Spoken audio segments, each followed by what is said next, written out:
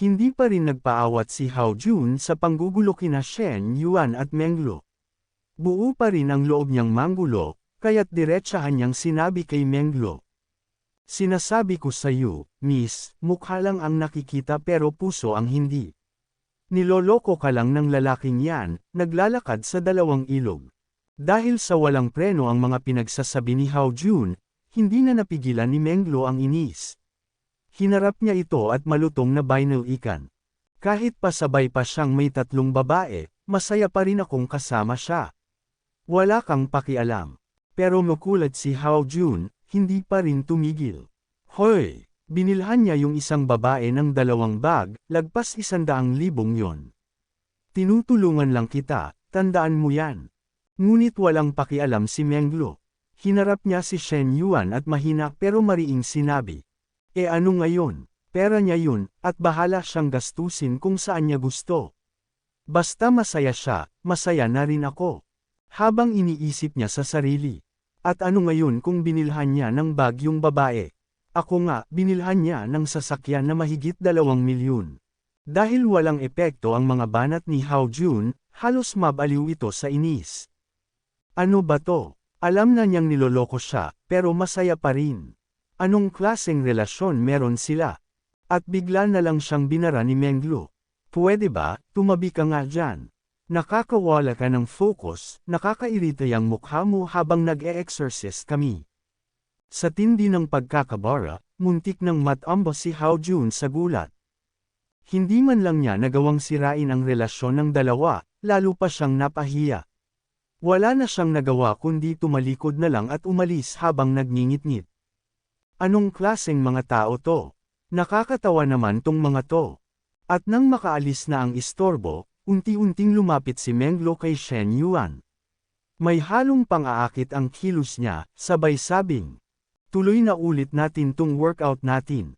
Habang sa isip naman ni Shen Yuan. Si Coach Liu ang personal trainer ko at assistant ko rin. Alam niya kung saan siya nakalugar. Kaya kayong gustong manggulo, next time, mag-research muna kayo bago ako guluhin. Makalipas ang 2 oras, natapos na rin ang buong workout session ni Shen Yuan at Meng Lo. Agad siyang pinuri ni Meng Lo. Ang galing mo kanina, lahat ng galaw, pulido at eksakto. Pero bukas, kailangan nating dagdagan ang intensity, ha? Habang pinupunasan ni Shen Yuan ang sarili gamit ang tuwalya, pabirong sagot niya. So, ako ang magpapa-intense sa'yo sa gabi, tapos ikaw naman sa akin sa umaga. Ganti ba to? Lumapit si Meng Lo at idinikit ang kanyang dibdib sa braso ni Shen Yuan. May lambing sa boses niyang sagot. Siyempre hindi. Kanina, basic pa lang yun para maging pamilyar sa mga galaw at equipment. After noon, siyempre dagdag bigat na agad. Hindi na nakipagtalo si Shen Yuan. Tumango na lang siya at nagsabi. Okay, mukhang relax na rin ang mga muscles. Karen at maligo. Agad na nagtungo ang dalawa sa banyo. At habang sabay silang naliligo, hindi na nakatiis si Shen Yuan, damaykit siya kay Meng Lo, hinawakan ang bewang nito at bamulong. Coach Liu, may isa pa akong gustong maging pamilyar. Nagulat si Meng Lo sa biglaang paglapit at pagkilos ni Shen Yuan, pero huli na. Wala na siyang nagawa. Sa isang iglap, bumalot na naman ang init sa pagitan nilang dalawa. Ginawa na naman nila ang nakakabaliw na kasiyahan na paulit-ulit nilang hinahanap. Habang nakasandal si Meng Lo at nilalasap ang sarap, narinig niyang binulong ni Shen Yuan. Yun ang ibig kong sabihin sa gusto kung maging pamilyar. Hindi na napigilan ni Meng Lo ang sarili. Sa gitna ng masasarap na ungol, nasabi na lang niya. Ang sama-sama mo talaga. Pagkalipas ng ilang sandali, natapos din ang kanilang sabay na paliligo. Habang pinupunasan ni Shen Yuan ang kanyang buhok, lumapit si Meng Lo at tinanong ito. Husband, Daddy, uuwi ka pa ba sa university mamaya? Kalma lang na sagot ni Shen Yuan. May aayusin pa ako ngayong gabi. Ikaw na lang ang matulog dito. Pero mabilis na tumanggi si Meng Lo.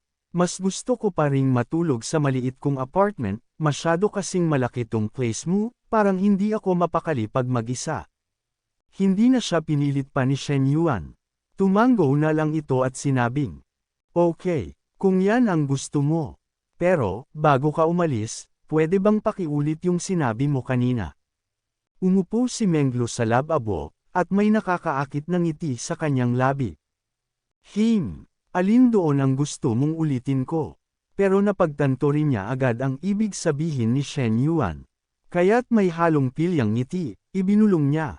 "Daddy." Sa mismong oras na iyon, may lumitaw sa itaas ng ulo ni Menglo, favorability, 88. Nang makita ito ni Shen Yuan, hindi niya napigil ang mapangiti. Mula kagabi hanggang ngayon, umangat na naman ng 2 puntos. Halos maabot na ang 70, curious na akong makita kung anong reward ang ibibigay ng daddy system sa level na yon. Makalipas ang ilang sandali, nakarating na rin si Shen Yuan sa eskwelahan. Pagdating niya sa may pinto ng kanyang opisina, agad niyang napansin sina Fu Yinzi at Feng Zegi na naghihintay doon. Napakunot ang noo ni Shen Yuan habang iniisip. Eto na naman ang lalaking to, parang maltong hindi matanggal. Bakit ba parang palaging nakabuntot? Diretso siyang naglakad papunta sa pinto, pero bago pa siya makapasok, tinawag siya ni Fu Yinzi at humingi ng paumanhin. "Shen Yuan, pasensya ka na, pinilit talaga niya akong sundan kanina pagkatapos ko siyang makita sa dining hall.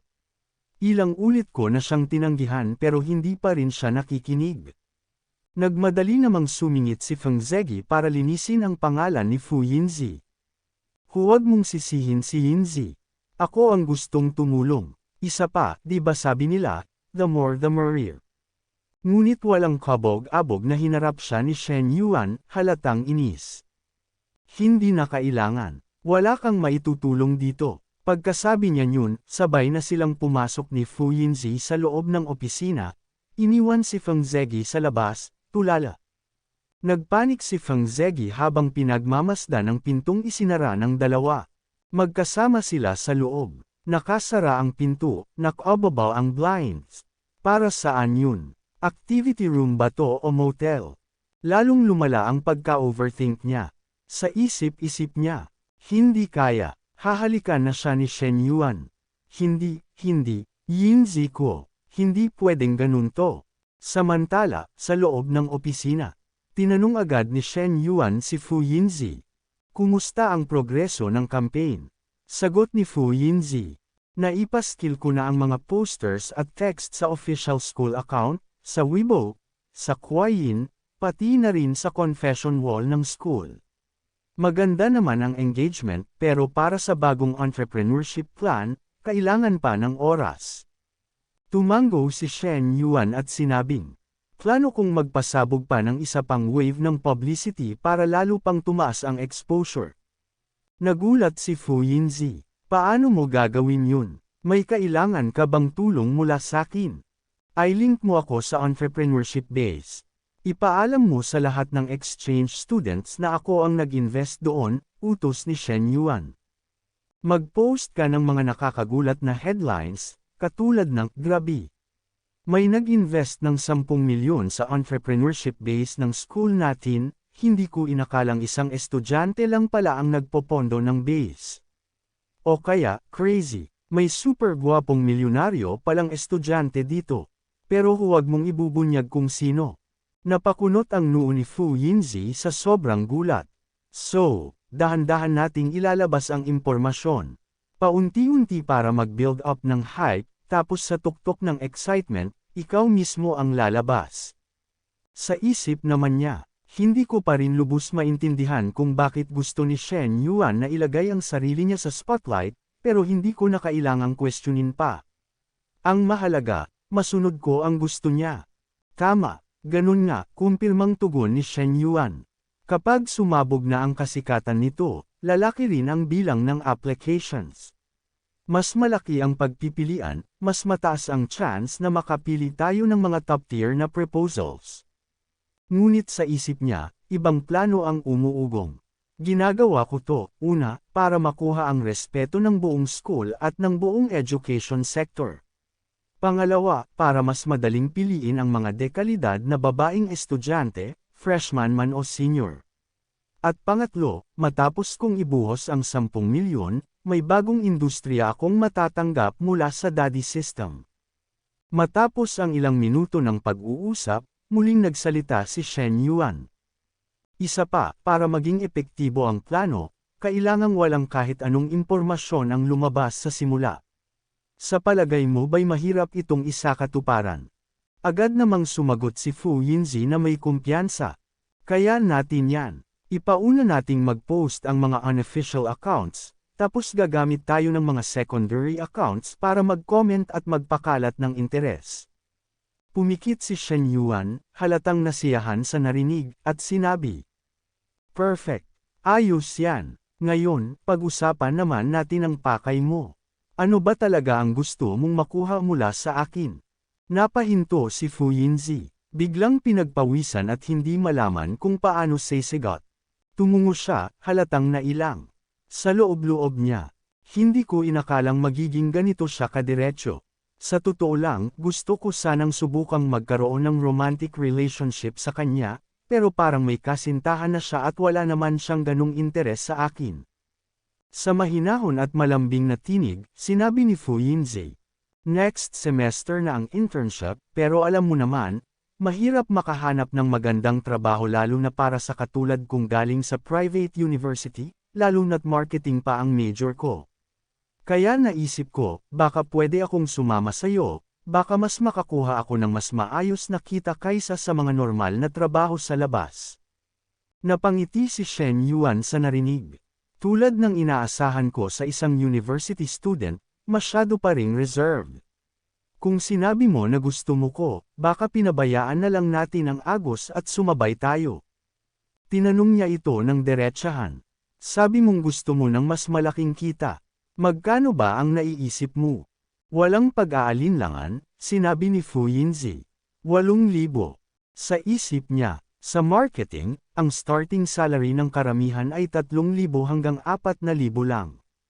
Ang 8,000, doble o triple na yun.